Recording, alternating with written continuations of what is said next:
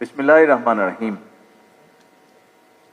জেলা প্রশাসক সম্মেলনের সমাপনী অনুষ্ঠানের সম্মানিত সভাপতি,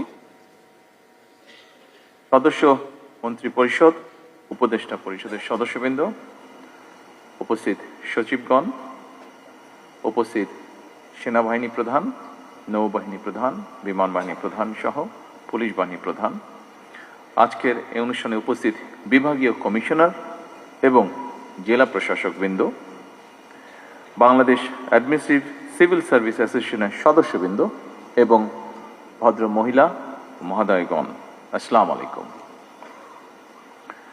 বিভাগীয় কমিশনার এবং জেলা প্রশাসকদের 4 দিনের সম্মেলনের সমাপনী অনুষ্ঠান শেষে আপনারা প্রায় প্রত্যেকেই আগামীকাল হয়তো যে যার কর্মস্থলে ফিরে যাবেন এবং যথারীতি কাজ শুরু করবেন। আপনারা এই 4 দিনের সম্মেলনে আপনারা একদিকে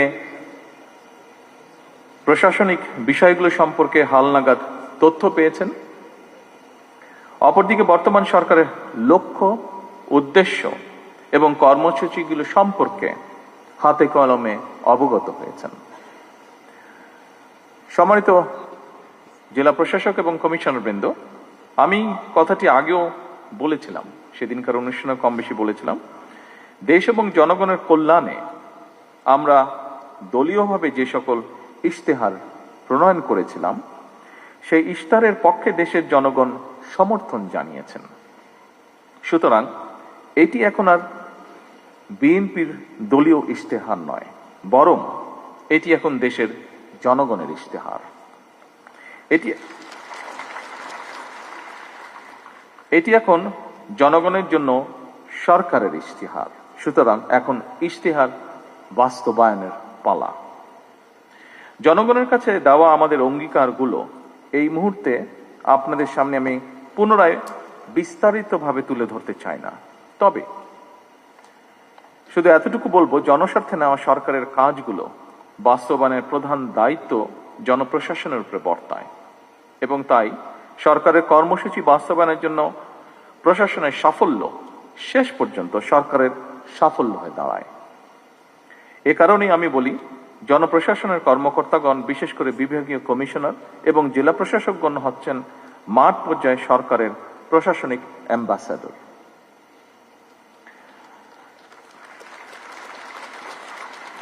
সম্মানিত সকল উপস্থিতিবৃন্দ, বর্তমান সরকারের উপর জনগণের প্রত্যাশা অনেক। বর্তমান গণতান্ত্রিক সরকার জনগণের সকল যৌক্তিক প্রত্যাশা সাধ্যমতন পূরণ করতে বদ্ধপরিকর। এটি জনগণের প্রতি আমাদের অঙ্গীকার। আমরা কথায় কথায় বলি জনগণ রাষ্ট্রের মালিক। জনগণ যদি সত্যি রাষ্ট্রের মালিক হয়, তাহলে এই মালিক অর্থাৎ সেবা গ্রহীতা যারা, তারা যখন অফিস আদালতে তাদের সমস্যা নিয়ে যান, তারা যেন আপনাদের সেবায় কিছুটা হলেও রাষ্ট্রের মালিকানা অনুভব করতে পারেন, সেটি নিশ্চিত করা কিন্তু আপনাদের দায়িত্বের একটি অংশ বলে আমি মনে করি। একজন সাধারণ মানুষ যখন কোনো সরকারি অফিসে যান, তখন সে সংশ্লিষ্ট কর্মকর্তা কিংবা সংশ্লিষ্ট অফিস ব্যবস্থাপনার মধ্যেই পুরো সরকার ব্যবস্থাকে মূল্যায়ন করে বা তা করার চেষ্টা করে। ধরা যাক, একজন সাধারণ নাগরিক কিংবা একজন দিনমজুর, তিনি যখন জন্ম নিবন্ধন সনদ সংশোধন করার জন্য আপনাদের অফিসে যান, তিনি হয়তো জানেনই না কোন টেবিলে যেতে হবে, কোন কর্মকর্তাকে কিভাবে অ্যাপ্রোচ করতে হবে। এমন পরিস্থিতিতে সেবাগ্রহীতা যদি সংশ্লিষ্ট কর্মকর্তার আন্তরিক ব্যবহার পান, তাহলে এটি রাষ্ট্র এবং সরকারের প্রতি জনগণের আস্থা এবং বিশ্বাসকেই বৃদ্ধি করে। আর যদি হয়রানির শিকার হন, তাহলে তিনি শুধু একটি সেবা থেকে বঞ্চিত হন না, বরং একই সাথে রাষ্ট্র এবং সরকারের প্রতি তার শ্রদ্ধা এবং বিশ্বাস নষ্ট হয়। সুতরাং রাষ্ট্র এবং সরকারের সঙ্গে জনগণের আস্থা তৈরির ক্ষেত্রে আপনাদের কার্যক্রম মুখ্য ভূমিকা পালন করে এবং করতে পারে। তাৎক্ষণিকভাবে হয়তো সবকিছু সমাধান করে দেওয়া সম্ভব নয়, এটি আমরা বুঝি, কিন্তু ভুক্তভোগীর মনে অন্তত এই ধারণা জন্ম নেবে বা জন্ম নেওয়া জরুরি, আপনি কিংবা আপনার অফিস তার সমস্যার সমাধানের ব্যাপারে আন্তরিক। উপস্থিত বিভাগীয় কমিশনার এবং জেলা প্রশাসক বৃন্দ সহ উপস্থিত সকল সম্মানিত অতিথিবৃন্দ, প্রশাসনকে জনমুখী করে গড়ে তুলতেই হবে আমাদের। সেই কাজটি আপনাদের ভূমিকার উপরে বলা যায় প্রায় পুরোপুরি নির্ভর করে। আমাদের সরকার এমন একটি জনমুখী সরকার প্রশাসন চায়, যেখানে সরকারি দপ্তরে সাধারণ মানুষ সম্মানের সাথে দ্রুত, স্বচ্ছ এবং হয়রানি মুক্তভাবে সেবা পাবে। এই বিষয়টি আপনারা নিশ্চিত করতে সক্ষম।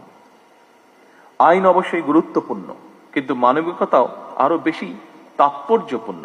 সম্মানিত উপস্থিতিবৃন্দ, একজন বৃদ্ধ কিংবা সুস্থ মানুষ আপনাদের অফিসের সামনে কিংবা সেবার জন্য লাইনে দাঁড়িয়ে থাকেন, তখন তাদের বিষয়গুলো আইনগত উপায়ে সমাধানের পাশাপাশি তাদের প্রতি মানবিক আচরণও খুবই জরুরি।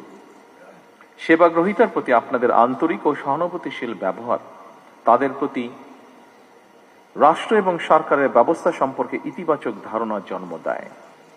হয়তো এই বিষয়গুলো আমাদের অনেকের কাছে হয়তো খুব ছোট মনে হতে পারে, কিন্তু জনমনের প্রভাব কিন্তু অনেক বেশি।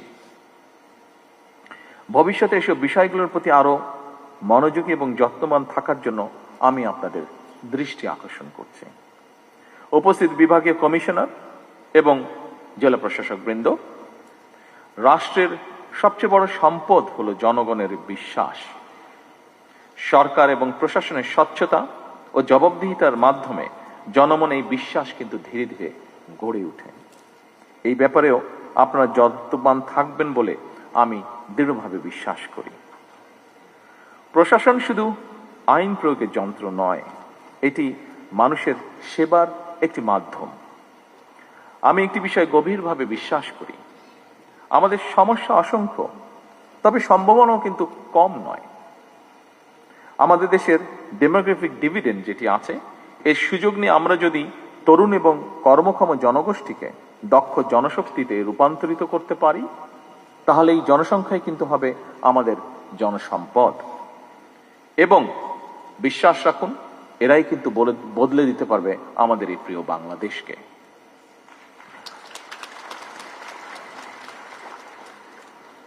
আমি আপনাদের উদ্বোধনী অনুষ্ঠানে, সম্মেলনের উদ্বোধনী অনুষ্ঠানে আপনাদের প্রতি নির্দেশনামূলক বক্তব্য দিয়েছিলাম। সুতরাং খুব সম্ভবত পাশের রুমে বোধহয় ডিনারের ব্যবস্থা আছে। ডিনার সামনে রেখে আমি খুব একটা লম্বা করতে চাই না আমার বক্তব্য। আগেও বেশ কিছু বক্তব্য আমরা শুনেছি, তবে আজকের এই সুন্দর অনুষ্ঠানে আমি একটি সুযোগ হারাতে চাই না, সে কারণে আমি একটি কথা বলতে চাই।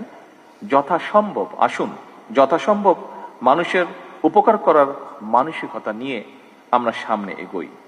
রাষ্ট্র এবং সমাজের ধর্মীয় সামাজিক মূল্যবোধগুলোকে জাগিয়ে রাখতে আমাদেরকে সম্ভাব্য সকল উপায় বের করা প্রয়োজন। আমাদেরকে পারিবারিক মূল্যবোধে উজ্জীবিত হতে হবে। আমরা যদি সবাই একটা ছোট্ট বিষয় মনে রাখি, একটি ছোট্ট কথা মনে রাখি, সেটি হলো একটি রাষ্ট্রের খুবই ক্ষুদ্র ইউনিট একটি পরিবার। একইভাবে অনেকগুলো লক্ষ কোটি পরিবারের সম্মেলনই হলো আমাদের এই রাষ্ট্র। সুতরাং পরিবারগুলো ধর্মীয় সামাজিক মূল্যবোধে উজ্জীবিত থাকলে রাষ্ট্রীয় মূল্যবোধও সুসংহত হয়। সম্মানিত জেলা প্রশাসক, কমিশনার বৃন্দ, সম্মানিত সকল প্রশাসনিক কর্মকর্তা বৃন্দ, দেশ এবং জনগণের কল্যাণে আপনারা নির্ভয় নিরপেক্ষভাবে কাজ করুন। সরকার আপনাদের যে কোনো আইনগত এবং মানবিক উদ্যোগে সক্রিয় সহায়তা দেবে ইনশাআল্লাহ। এই সুন্দর পরিশেষে এই সুন্দর আয়োজনের জন্য আমি বাংলাদেশ অ্যাডমিনিস্ট্রেটিভ সার্ভিস অ্যাসোসিয়েশনের সকল সদস্য এবং তাদের পরিবারের সদস্যদেরকেও আবারও আন্তরিকভাবে ধন্যবাদ জানিয়ে আমার বক্তব্য শেষ করছি। আল্লাহ হাফেজ। বাংলাদেশ জিন্দাবাদ।